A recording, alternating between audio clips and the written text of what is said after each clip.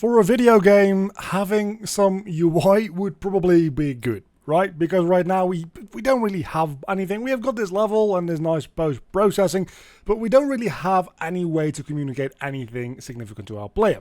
So that's what we're going to be looking at today, some widget blueprint UI stuff. We're going to set up a coin counter, and I'm going to set up a simple HP system, just to add two different things real quick. The way we're going to do that is we can make a user interface widget blueprint, which is a specific kind of blueprint that will be displayed as a UI element. So we can just use the user widget as a base and call it widget blueprints. I'll just call this HUD for heads up display. And when we open that up, we come to this Photoshop-like canvas. Well, you can put in things in here like we can put in a button, and then this will function as a button. But if you want to design a UI, the first thing you're going to put in usually will be a canvas panel. This will give you a representation of what the screen will be like. So this is a 16:9 aspect ratio screen. For now, we're going to stick with 16:9 because otherwise things get weird. And in this canvas panel, we can now put other things. So if we put a button in now, we can see this button exists within this canvas, and we can move it around to wherever we want. We'll probably get to buttons in a moment as well, because I do want to show you how to make and set up buttons. First and foremost, what we're going to do is we're going to add a either rich text block or just text. I'm just going to go for normal text for the time being. And we're going to set this up to display the amount of coins we have. So we can just put in coins here as the text. But then what, right? Because how do we get the amount of coins that we have into this little bit of text? That is where we can do a binding. So we can create a binding on our text, and that will get us a new function here, which will have a return node in which we can output whatever we want the eventual text to be like. So what we can do is we'll get a append string node, which will let us put in two strings and combine them into one string. And then the string can be converted into a text here to be displayed. So in the top slot here, we're just going to put in the word coins with a space after it. And in the bottom slot, we're going to put in the number of coins that we have. And we've done something like this before. We need to get the player character, which will get us a character object reference, but that doesn't hold our coins. So we need to cast to our BP third person character, because there we added the coin variable. And from that, we can get our coins and put that into the bottom slot. That will convert it to a string. And now we will have a UI element that says coins with the number of coins we have after it. Now we need to think about where we want to put this on the screen. If we want to put this in the top left, we can just put it here, but you can see this little weird icon here. And for all intents and purposes, really what this icon is the anchoring point on the screen. So if you have a different aspect resolution or the thing starts to scale up or down, this is what it's going to use as its anchoring point. It's always going to be scaling and changing position relative to this point. So the default positions that you can choose are top left, top middle, top right, middle left, exact center, middle right, and the same for bottom, and then also stretch out outline to just always be scaled in either the horizontal or vertical direction for top, bottom, middle, whatever, without moving in the other axis. What we're going to do, just to show you here, is I'm going to put this on the middle of the screen, and then I'm going to put the actual coins also in the middle of the screen, so the top center here. And then we have a bunch of different options here: the X and Y position, the size of the text box, the alignment, which is its pivot point. I like to usually put that at 0.5, 0.5, so it's exactly in the middle. That way, if you just put the X position to 0, you know that your text is exactly in the center of your screen. The Z order is the way widgets or parts of the widget get stacked on top of each other. So if I put in something like a progress bar here, it will be on top. But if I put the Z order to -1, it will be below. If they're both at 0 and I go into my coins and I say Z order is 1, it will again be on top of the progress bar. It's just the way things get stacked on top of each other within this widget. Then we have a bunch of options with the font and the color, and I'm not really going to bother with that. But I do want to align the text to the center here. Now, real quick, in our third-person character, I'm going to make a float for the HP our character has. And it's going to be very simple. It's going to be a system where the max HP is always 100. That's not going to be a variable or anything. And we want to display how much HP we have in a percentage. So the way we're going to do that is we will use a progress bar for that. Just put that on the bottom of the screen. This is not great UI design, I will readily admit. And here we can do the exact same thing. We're going to anchor this one to the bottom of the screen here. We'll align this at 0.5, 0.5, because again, I do think that should be the default, even though it is not. And then in the appearance, we can choose the fill color and opacity. That's by default set to blue. Of course, since this is an HP bar, we're going to set that to green instead. And in the progress, we can see if we put the percent to 1, which is 100%, it fills with green, and so on and so forth. This is supposed to be a progress bar. It also works very, very well for HP bars. We can fill from left to right, from right to left, from center fill horizontal, from center fill vertical, from top to bottom, or from bottom to top. We're going to stick with left to right because that's how most games do things like HP bars. Now, we can also make a binding for the percentage and do something similar to what we did with coins. But what I actually want to show you is we also have an event graph for our widget blueprint. And you can see our text function is accessible through here. But we also just have the normal event graph where we have pre-construct, which we're not going to use right now. Construct, which is kind of like event begin play. The difference is that pre-construct runs even before construct, and this will also run when you are in engine. Like in the editor itself, if you put one widget into another widget, things in event pre-construct will still run. Event construct will only run when it actually gets added to the screen in game.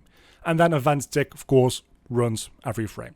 What we'll do is we'll get our progress bar here, and we will set the percentage. And we'll set the percentage to get our player character, which we will cast to BP third person character. And just to have this be a little bit more optimized ever so slightly, what we're going to do is we're going to do that casting in the event construct, so I only have to do it once, and turn that into a variable. And then in our get text, we can also actually get rid of this casting because we don't need to use that anymore.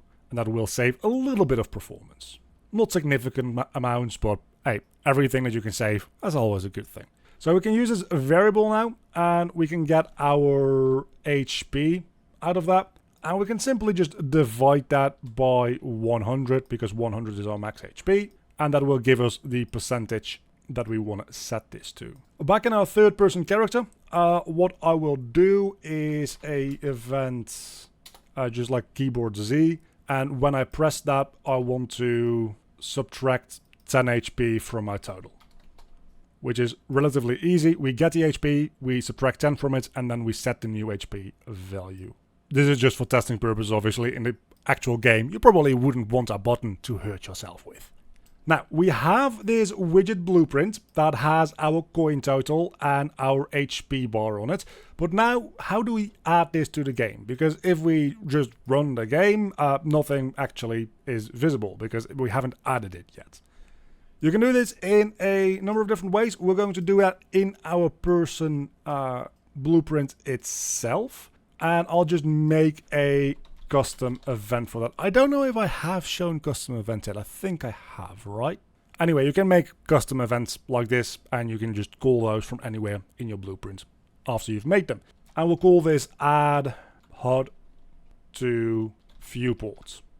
And what we'll do in that is we'll create a widget, and we can choose a widget class, which includes a bunch of things that we don't care about, and the widget blueprint that we just made, which will then return the object reference to that widget that this creates. So we say, hey, create an object based on this template, which is the class that we put in, and then return it as a variable. And we can use that to add that to the viewport. You can also add a owning player if you need that, and for that you need to get your player controller.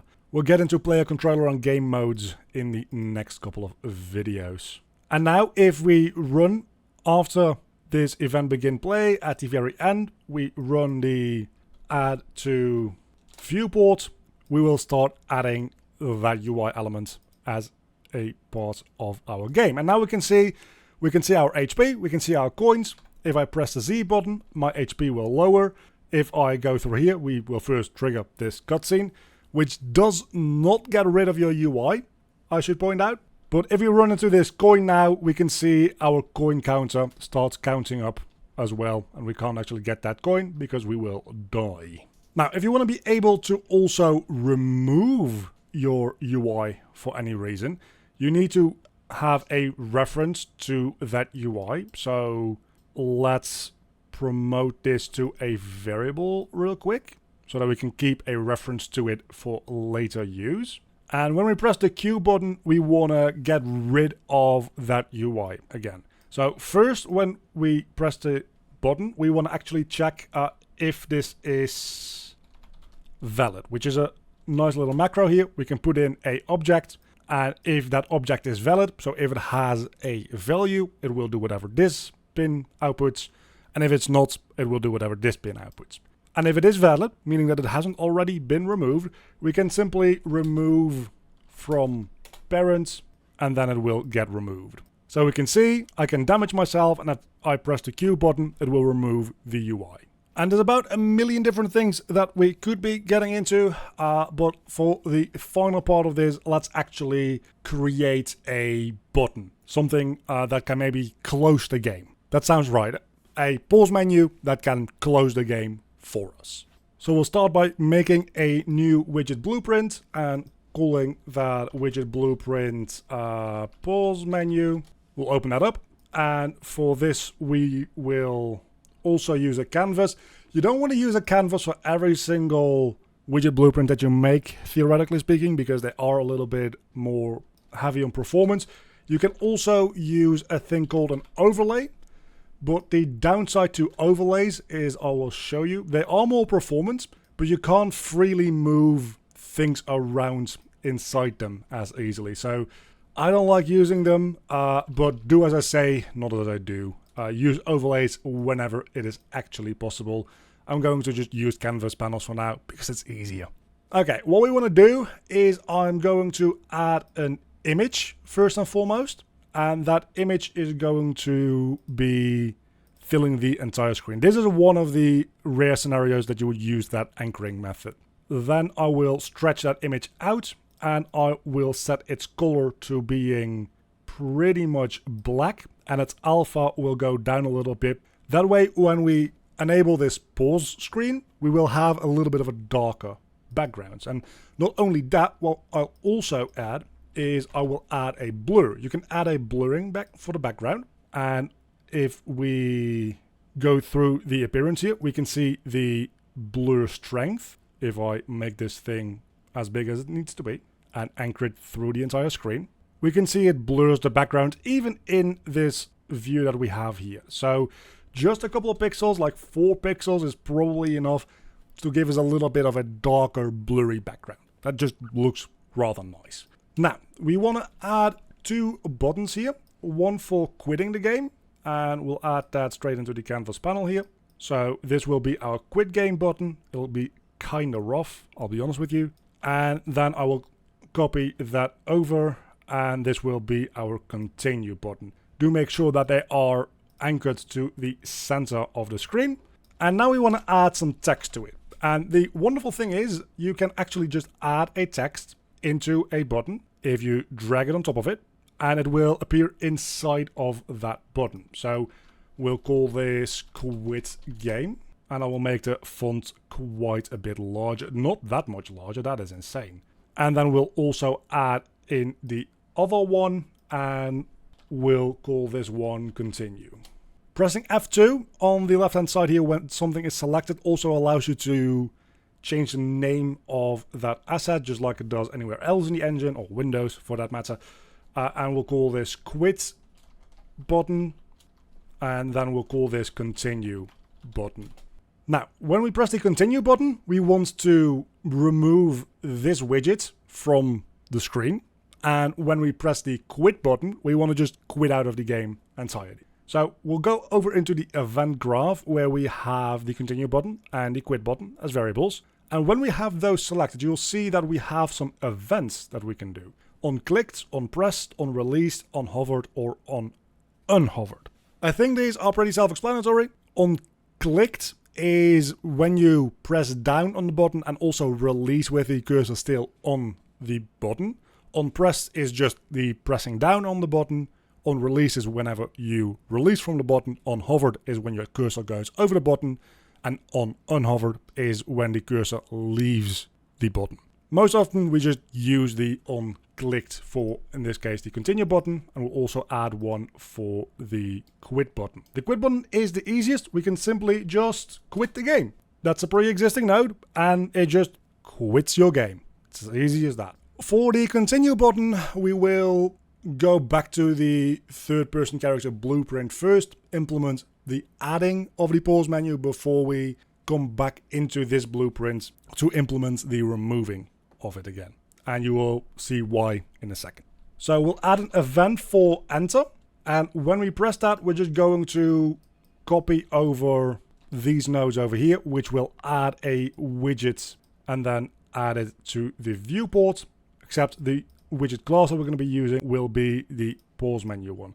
And it's as easy as that. Now, there's a few things that we also need to do here, because if we just add this to the viewport now, there's a couple of issues with that. As you'll be able to see, the game itself, we still have control over it, and we can't actually press these buttons, which is kind of an issue.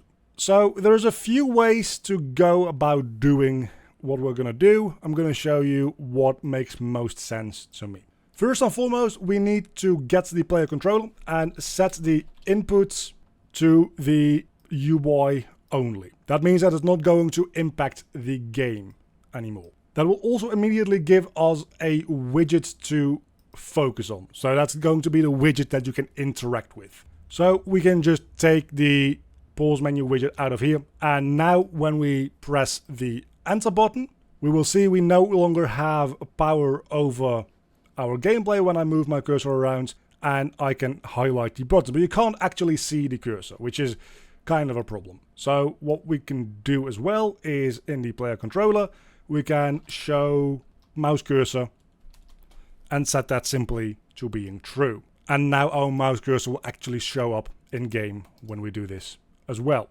And that is what we want at the end of the day. So you can do that all here in your enter press if you wanted to. What you can also do is take this out and just put that in for your event construct. So when this thing is constructed, it will set the input mode to UI only and set the mouse cursor to show, and we'll just get the player controller. And for the widget that needs to be focused, you can just get a reference to self, because that is a widget in this case, so that will work just fine. Do be aware though that since this is a single player game that works, if you have a multiplayer game, you're going to need to specify which player controller you want to use. But this is a series for the basics, so we're not going to bother with multiplayer and networking stuff because that complicates things needlessly. Either way, you'll be able to see that the functionality works the exact same way. So if we press the quit game button now, it will quit the game because we already have that hooked up. Now, for continue, we want to do a couple more things. And that is we want to remove from parent ourselves, this widget itself. But we also want to show mouse cursor to be set back to false, because we don't want the mouse cursor on screen the entire time. And we want to set our input mode to game only. So we actually get control back over our game, which is kind of nice. And you'll probably want to flush the input so that your left click that you need to do on the button doesn't get registered as a gameplay input. And now we can press enter, and when we press continue, we continue the game. One last thing though is you can see the particles and everything is still moving in the background. So the game itself isn't strictly speaking paused, we just don't have control over our character anymore. But that's easily fixed by just using the set game paused. Here we set it to true, then we copy it, and we set it to false when we continue the game. And now you will be able to see that everything in the background also stops moving when I pause, which for now doesn't really matter, but if we had something like an enemy AI that's chasing us when we pause the game, we want to also pause that thing chasing us, right? You don't want to pause the game and then die. That would be really bad. So that's the basics of how widget blueprints work and how you can set up an AI with simple programming in your widget blueprint itself as well. Hopefully it was helpful. Next time we're going to dive in a little deeper into either player controllers or game modes. We're going to cover both of them, but they'll probably be separate videos because that is very important. We've been using this player controller thing in this episode, but what actually is that and how can we use it and what is it even useful for? We'll talk about that next time. And a very big thank you to all of my Patreons. You can see them on screen right now. If you want to help out supporting the channel, there's a link down below in the description to the Patreon page. And a special thanks to my Cave Digger tier Patreons, Sir J. Thomas,